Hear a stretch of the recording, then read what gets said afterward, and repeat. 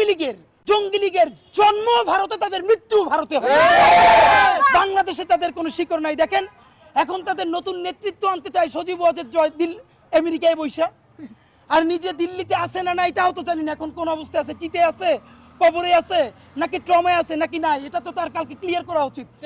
আমার ধারণা সে তো ভালো অবস্থায় নাই, কারণ যেই রিয়েকশন মেম্বার দেওয়ার কথা সেই রিয়েকশনও যে হাসিনা দিছে 15 বছর ধইরা, এখন তারে পোলাপান যেই সব চুদলিং পং পং বলে, এটা তার উচিত তো নারায়ে তাকবীর বলে গালি দেওয়া। কিন্তু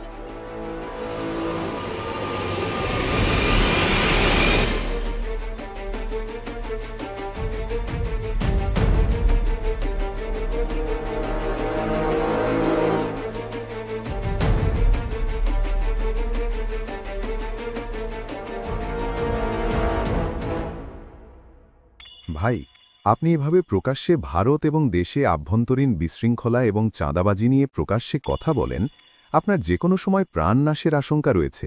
তাই আপনার জন্য রাষ্ট্রীয়ভাবে সিকিউরিটি দেওয়া প্রয়োজন।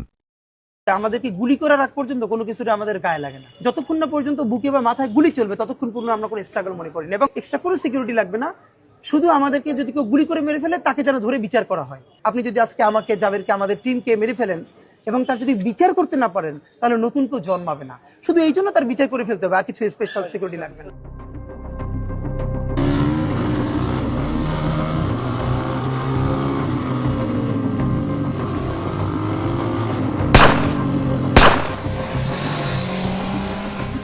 আদি ভাই সিটু হলে চলবে আবুল ভাই।